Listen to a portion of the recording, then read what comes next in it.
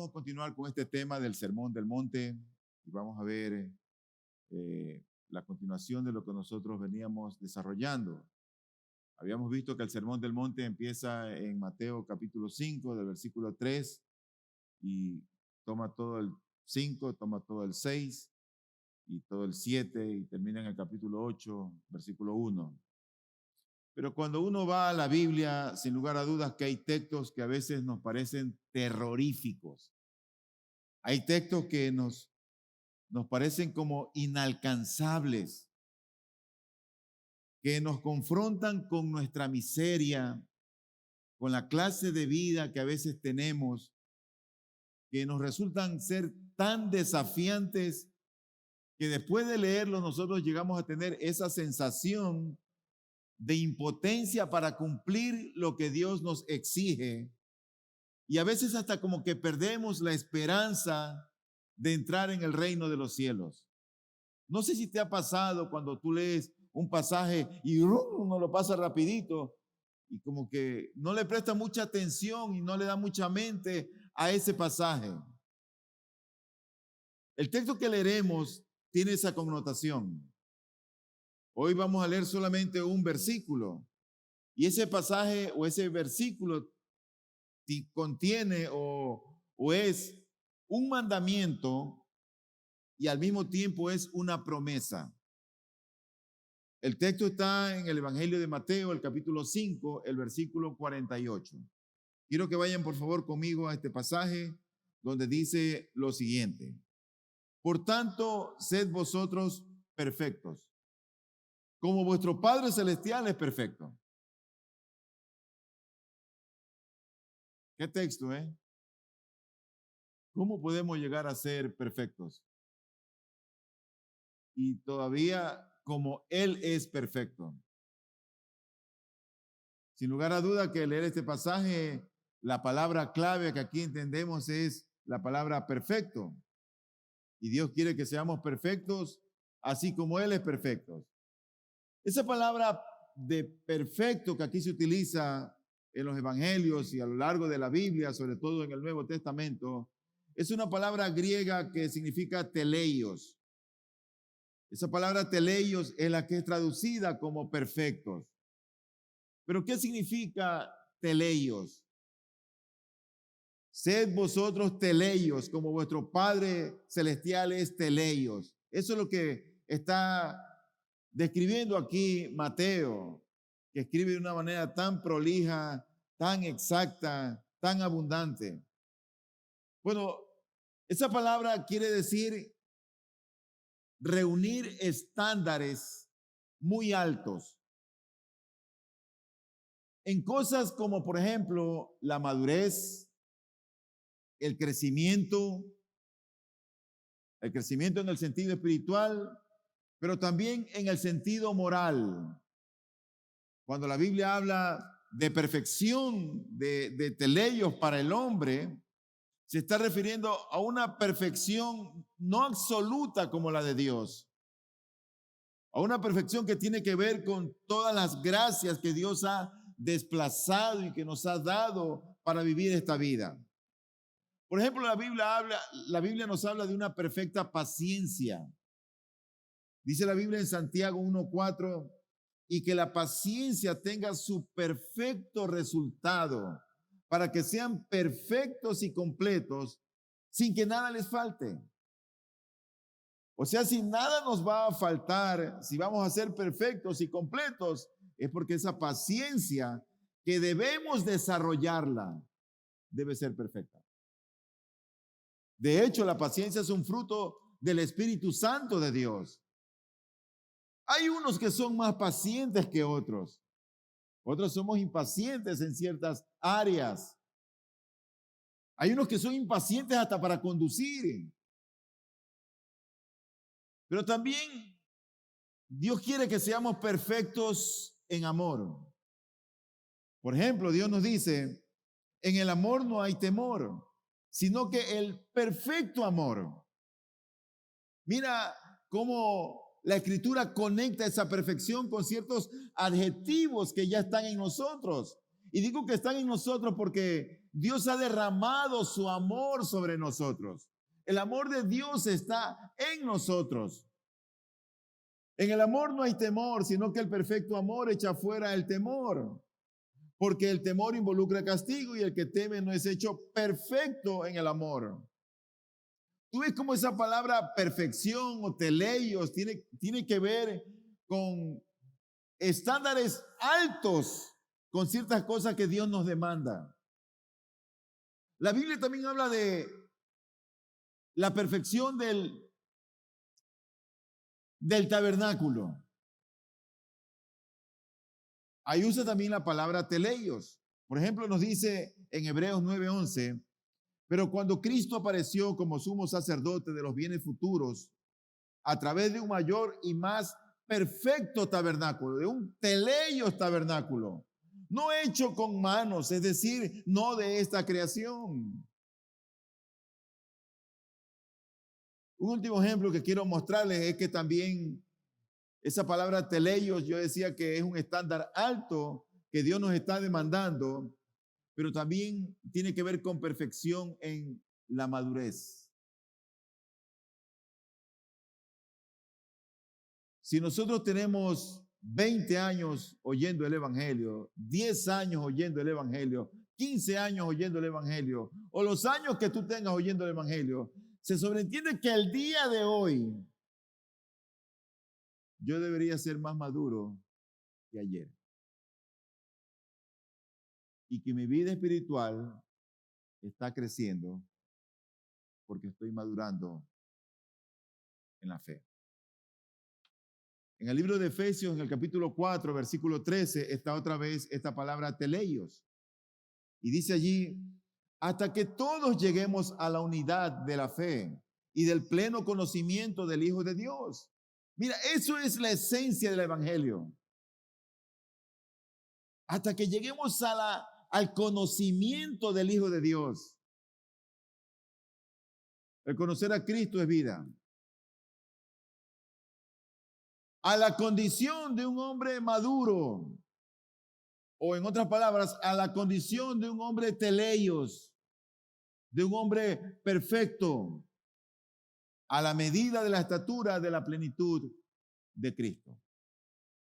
Entonces, esa es la palabra teleios, el contexto, el significado, porque si no entendemos esta palabra, uno dice, wow, ¿y quién va a ser perfecto? Entonces nos justificamos, nadie es perfecto, solo Dios es perfecto. Y tú serás perfecto. Y entonces tomamos en poco la palabra de Dios. Nosotros hemos analizado en todos estos sermones que hemos predicado en el Sermón del Monte, las demandas que el Señor hace hacia sus hijos, hacia su pueblo. Y hemos visto que el estándar que Dios nos demanda es un estándar alto. Él no disminuye ni suaviza lo que Él nos demanda, lo que Él pide de nosotros. Nosotros tendemos muchas veces a trivializar los requerimientos de parte de Dios. No, Dios me entiende. No, Dios me comprende. Nosotros tenemos esa tendencia a disminuir, a diluir, a darle poca importancia a todas las demandas de Dios. Dios no ha bajado su estándar de santidad, ni lo que Él pide de nosotros. Pero eso es lo que nosotros normalmente vemos en las iglesias, en las vidas, en las personas. El vivir un evangelio bastante a su manera, pero no como Dios quiere. Y este único pasaje que hemos descrito hoy, me encanta cómo empieza, porque dice, por tanto. Y cada vez que tú ves esa frase, por tanto, eso significa que está conectado a lo que está anteriormente descrito, a lo que el autor ha dicho. Por tanto, es como un resumen. He hablado esto, por tanto, hay que hacer esto. Entonces dice, por tanto. Ese por tanto indica conexión. Y la respuesta realmente es importante porque según como nosotros la entendamos o según como nosotros respondamos, es que nosotros vamos a entender el concepto de perfección, de perfectos o de teleios. Según como tú la respondas.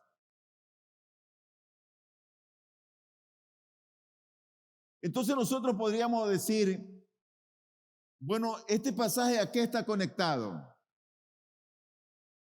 Uno lee los versículos anteriores, del 43 al 47, y el Señor ocurre que estaba hablando allí acerca del amor hacia los enemigos, el amor hacia el prójimo. Oíste que fue dicho, amarás a tu prójimo y odiarás a tu enemigo, pero yo os digo, cada vez que tú lees en la Biblia, en el Sermón del Monte, pero yo os digo, eso es lo que los teólogos llaman las antítesis. Ustedes dijeron esto, pero yo les digo. Es una antítesis. Y realmente lo que está haciendo es ampliando el significado de lo que Dios está describiendo del mandamiento. Entonces, lo primero que podríamos hacer es que este versículo, el versículo 48 de Mateo 5, pudiéramos conectarlo con esa parte, con la parte que habla del 43 al 47, de amar al prójimo y al enemigo. O también lo pudiéramos conectar con las 6 antítesis que ha descrito Mateo. Esas 6 antítesis empiezan en el versículo 21 y terminan en el 47. Oíste que fue dicho, ojo por ojo, diente por diente, oíste que fue dicho, pero yo os digo, todas esas antítesis pueden ser que este versículo esté conectada a las 6 antítesis que describe Mateo. Para otros autores, para otros teólogos, este versículo es el resumen de todo lo que Mateo ha descrito desde el versículo 3 hasta el 47. Ya no solamente el amor al prójimo, ya no solamente las 6 antítesis, sino de Mateo capítulo 5, versículo 3. Bienaventurados los pobres en el... Todo eso hasta el versículo 47. Ahora piénsalo bien. Si nosotros consideramos que este versículo está conectado a la 6ª antítesis, entonces nosotros deberíamos de practicar el amor sin parcialidad, es decir, un amor imparcial, tanto para mi prójimo como para mi enemigo, tanto como para el bueno como para el malo. Debería ser un amor perfecto, un amor cabal, completo, un amor sin discriminación. No debería ser como la de los fariseos, como la de los escribas. Deberíamos más bien nosotros de imitar al Padre Celestial, quien hace salir el sol sobre buenos y malos, hace llover sobre justos e injustos. Pero por otro lado, si lo que Dios nos demanda en este versículo 48, esa perfección que nos demanda, tiene que ver con las 6 antítesis que nos menciona Mateo, entonces está en relación con la ley. Y detrás de la ley está la justicia. Mientras los fariseos y los escribas tenían la tendencia a disminuir todas las exigencias de la ley a causa de sus interpretaciones reduccionistas, Cristo había venido a cumplir la ley en el sentido correcto que debía ser interpretada. Porque realmente detrás de cada mandamiento hay todo un mundo de pecados menores, de malas actitudes, de pensamientos negativos y aún de pasiones descontroladas que necesitan muchas veces ser eliminadas o corregidas. Los fariseos hacían lo que mucha gente hace hoy, guardar las apariencias. Eso hacían los fariseos. Por lo tanto, el concepto de ley y de justicia que los discípulos deben mantener debe ser perfecto en contraste con la interpretación diluida que tenían los fariseos. Pero en tercer lugar, si esta perfección que el Señor nos demanda tiene que ver con todo lo que pronunció el Señor Jesucristo desde el versículo 3 hasta el 47, entonces tiene que ver con nuestra vida moral en toda su amplitud. Con la clase de vida moral que profesamos. ¿Qué nos enseña? Que debemos de manifestar el carácter descrito de las bienaventuranzas. Por ejemplo, Dios dice, bienaventurados los pobres en espíritu. No dice los ricos en espíritu. Eso que tiene que ver con tu condición de entender quiénes somos ante los ojos de Dios. Tú sabes que hoy día la gente es como que está en ebullición y todo el mundo, tú puedes, tú tienes éxito, tú lo vas a lograr. Y hay esa manera de elevar el ego en el hombre. Pero tú no lees en todos estos motivadores que hay ahora, tú no ves algo, oye, somos miserables, necesitamos de Dios, estamos sin Él perdidos. Eso tú no ves. Tú ves que todo lo puedes, que tienes éxito, que lo vas a lograr, que lo vas a alcanzar, que nada es imposible mientras estés vivo y un montón de cosas. Sin embargo,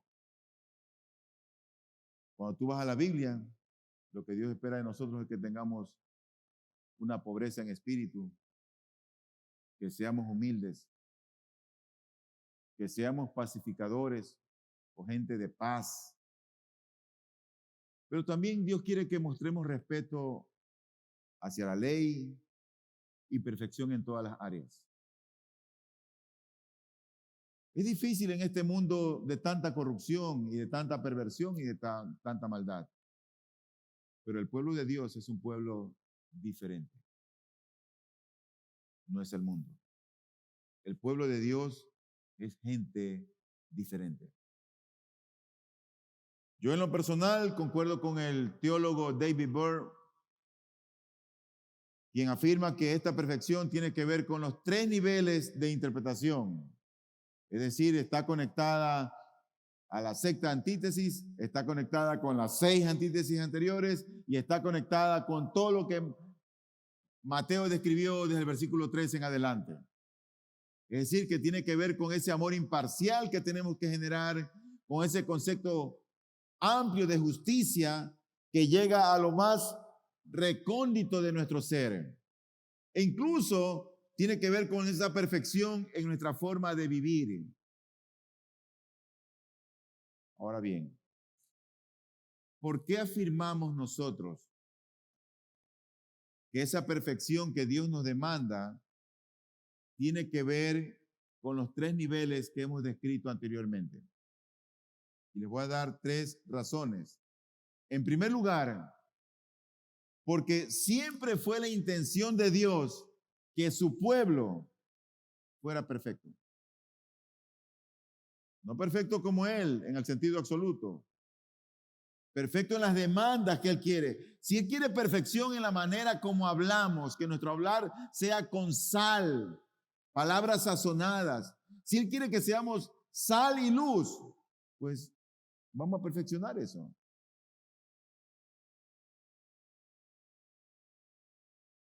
Siempre fue la intención de Dios que su pueblo fuera perfecto.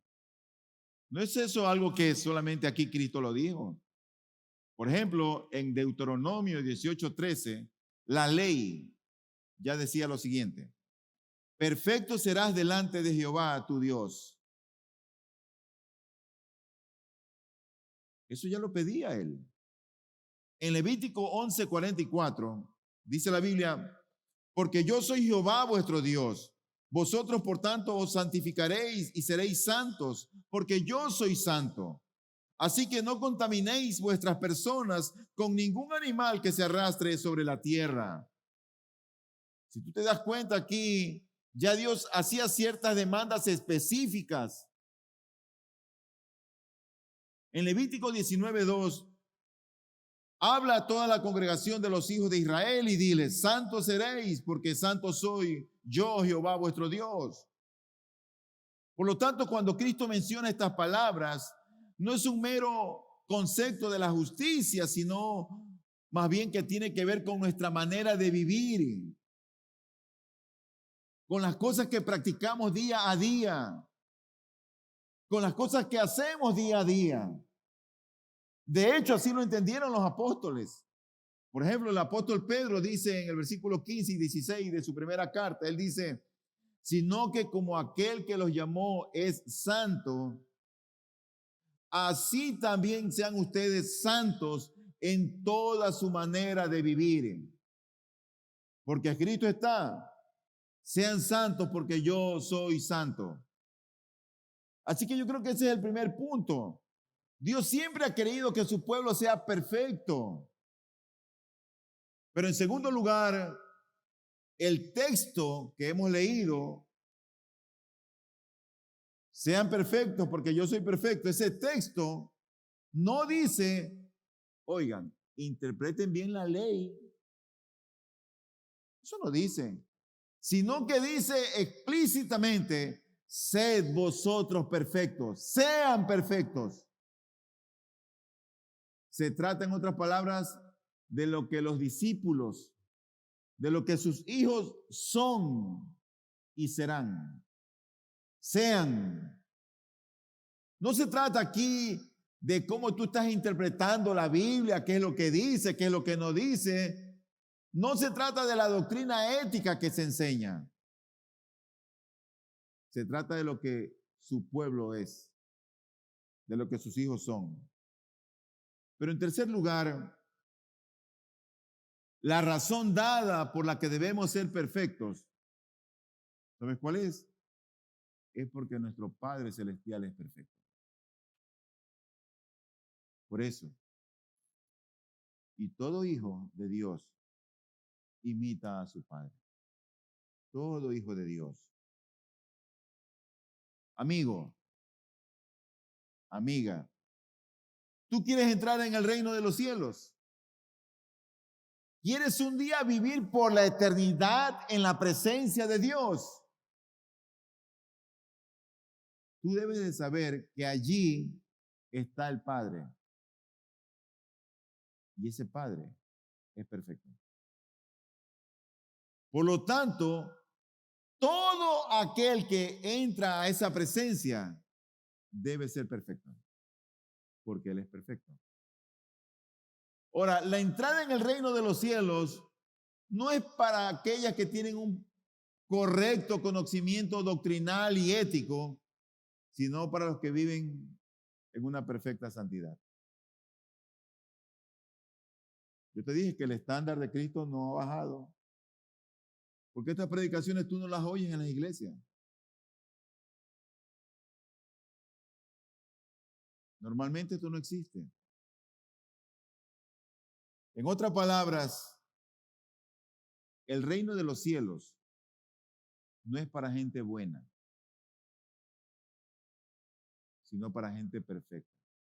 No, que yo soy buena hija, yo soy buen padre. No, no, no.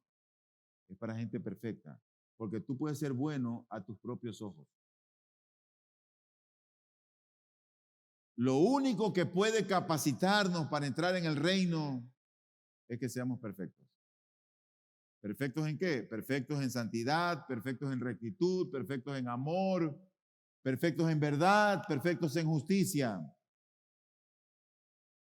Todo lo que sea menos que esto significaría que nuestra presencia en el reino del Señor lo volvería inmundo. Lo contaminaríamos. ¿Tú crees que Dios está agradado con la forma como tú piensas y cómo te conduces en la vida? Bueno, si es apegada a las cosas del Señor, Él va a estar agradado. Pero yo la verdad que, yo te dije que hay textos que a veces nos confrontan. Y este texto a mí no me confrontó primero a mí. Y creo que me va a seguir confrontando por el resto de mi vida. Porque yo me pregunto, ¿cómo es posible hablar siempre con gracia y con verdad? Cuando alguien te saca de quicio.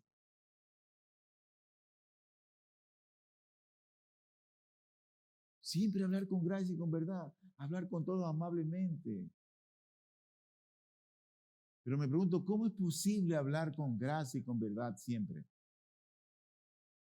Me pregunto, ¿cómo es posible que seres tan imperfectos como nosotros no abriguemos en nuestro corazón codicia o lujuria o malos pensamientos o deseos de justicia en nuestras propias manos? ¿O cómo es posible no albergar en nuestro corazón tal vez odio, resentimiento o deseos de venganza para aquel que nos ha hecho el mal? ¿Cómo es posible hacer eso? Bueno, eso no es posible para cualquier persona. O mejor dicho, no es posible para todas las personas. Solamente es posible para aquellos que han sido transformados de dentro hacia afuera. Solamente es posible para aquellos que han nacido de nuevo. Para aquellos que tienen el Espíritu de Cristo habitando en sus corazones y que gozan de una nueva vida que está caracterizada por nuevas motivaciones y por nuevos deseos en esta vida. Donde ya no tienen toda su visión y su mente en las cosas de este mundo, sino que ya ahora piensan en el Señor y su reino. Y ahora empiezan a ver las cosas que no se ven. Porque las cosas que no se ven, para ellos tienen más valor, porque no son temporales, sino que son eternas. No son pasajeras, sino que duran por siempre y por siempre.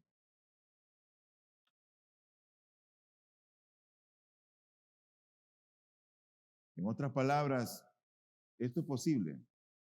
Te voy a decir para quién. Es posible para los convertidos, para los regenerados, los que de alguna manera hemos sido arreglados, porque antes estábamos desbaratados, desajustados, desarreglados, hasta que vino otro y apretó las tuercas. Mira, esto es así. La fórmula de Dios para que podamos entrar en su presencia no es bajar el estándar de santidad que nos pide, sino más bien potencializarnos y transformarnos día a día. Alguien dijo en cierta oportunidad, si fuera constante sería perfecto.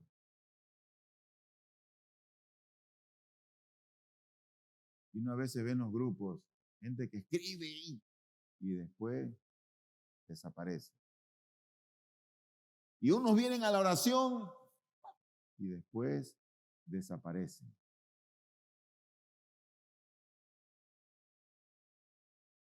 Todas estas palabras de la perfección que el Señor nos demanda, realmente que eran inalcanzables para los discípulos en tiempos de Cristo. Eran como un sueño, eran como una utopía. Era algo inalcanzable. Seréis perfectos. Yo me imagino a Pedro, se miraban con Juan y sin saber qué hacer. Él nos pide que seamos perfectos. ¿Cómo vamos a ser perfectos? Pedro, tú vas a ser perfecto, Pedro. Pero sin embargo, ya un profeta había hablado y había anunciado algo. Y a veces pienso que ellos pensaron en lo que dijo este profeta. Y después que se fue Cristo, empezaron a entender lo que el profeta dijo. Dice el profeta Isaías en el capítulo 35. Allí habrá una calzada, un camino, y será llamado camino de santidad. El inmundo no viajará por él, sino que será para el que ande en ese camino. Los necios no vagarán por él. Allí no habrá león, ni subirá por él bestia feroz. Estos no se hallarán allí. Sin embargo, por allí andarán los redimidos. ¿Por dónde? Por ese camino de santidad. Volverán los rescatados del Señor. Entrarán en Sión con gritos de júbilo. Con alegría eterna sobre sus cabezas, gozo y alegría alcanzarán y huirán la tristeza y el gemido. ¿Sabe que cuando ya Cristo no estaba, recordaron probablemente esta profecía de Isaías y entendieron el camino que el Señor había trazado para ellos? Un camino de santidad, un camino mejor, un camino de perfección. Por eso que dice el profeta, paraos en el camino y ved cuál es la senda antigua y andad por ella. Y el Señor dice, pero ellos no quisieron. No quisieron. Si nosotros entendemos, queridos hermanos y amigos, el plan de salvación de Cristo, que Cristo vino a poner en marcha, el plan que Él ha trazado, si entendemos ese plan, nosotros comprenderemos que en esta carne, en la condición en la que estamos, no podríamos llegar a alcanzar ese estado de perfección que el Señor nos pide. No podríamos. Tendríamos una actitud farisaica al decir yo puedo cumplir los mandamientos, yo no peco, yo soy perfecto. No podríamos. Más bien yo creo que nosotros deberíamos de gritar, como dijo el apóstol Pablo, miserable de mí, ¿quién me libertará de este cuerpo de muerte? Eso deberíamos gritar si fuéramos honestos y justos. Y debemos seguir haciendo nuestra la oración que nuestro Señor Jesucristo nos enseñó cuando Él dijo, y perdónanos nuestras deudas, como también nosotros hemos perdonado a nuestros deudores. ¿Y por qué debe perdonar nuestras deudas el Señor? Porque nosotros pecamos. Porque no somos perfectos.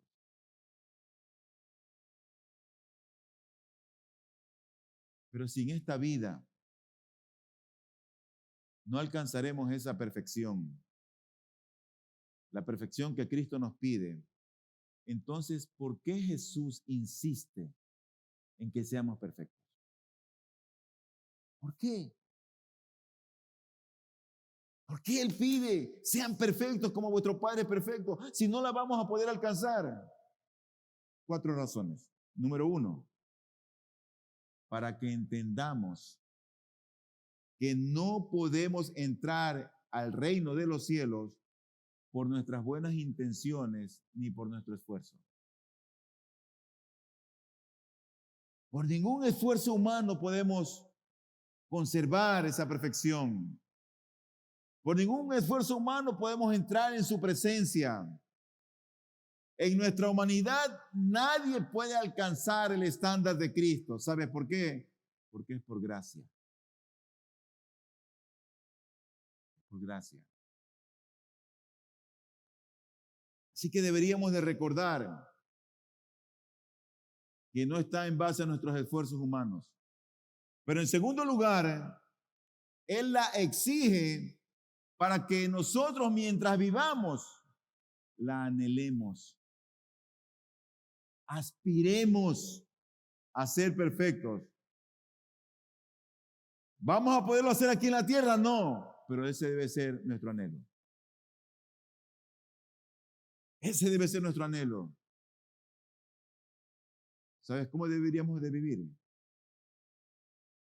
Agradándole a Él. Vivir para agradarle a Él.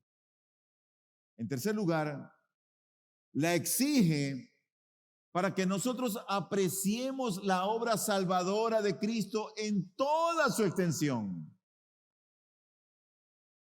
A veces nosotros pensamos que el evangelio solamente se limita a venir a la iglesia, a cantar, a oír la predicación, saludar e irme. Eso es el evangelio. Pero la salvación de Dios Padre incluye la vida de Cristo en nosotros.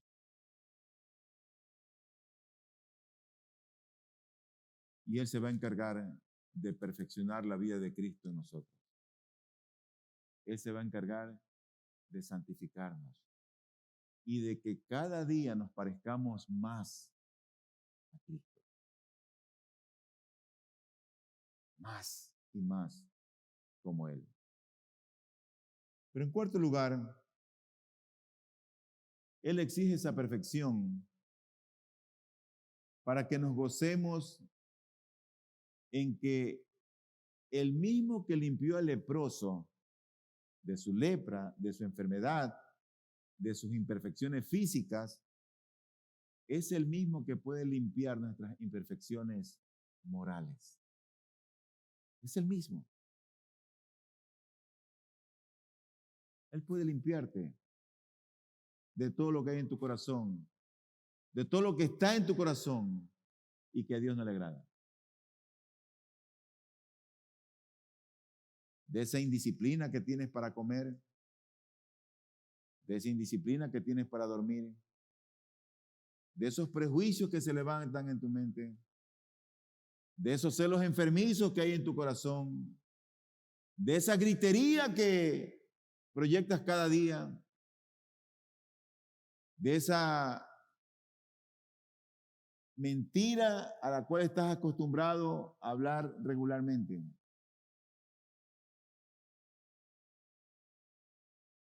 El mismo que limpió el leproso es el que puede limpiarte a ti hoy. Es como si Él dijera, deben ser perfectos, serán perfectos, pero es por mi gracia que los haré perfectos. O como si dijera, no teman, he venido para salvarlos, para darles gracia, y con mi gracia un día serán perfectos y dignos ciudadanos del cielo. De hecho, parece que Juan, que tenía como una mente espiritual bien aguda, bien fina, entendió esto. Por eso que él escribió en Primera de Juan 3:2, y él dice, último texto, amados, ahora somos hijos de Dios y aún no se ha manifestado lo que habremos de ser. Pero sabemos que cuando Cristo se manifieste, seremos semejantes a Él, porque lo veremos como Él es.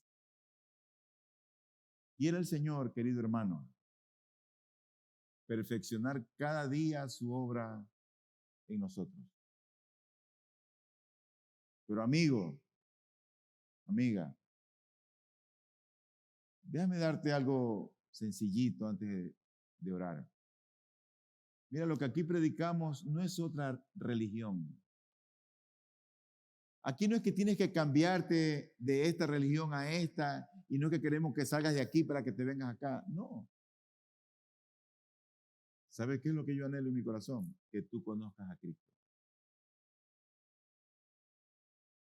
Porque si no tienes a Cristo en tu corazón, no importa si tienes un buen trabajo, y no importa si tienes una buena familia, y no importa si tienes buena salud y si tienes recursos.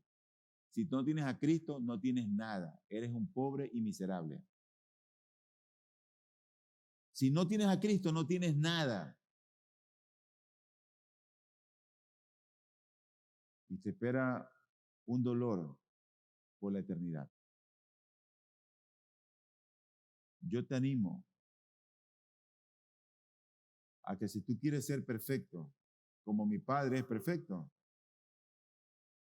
que rindas tu corazón, que abras tu corazón a Cristo.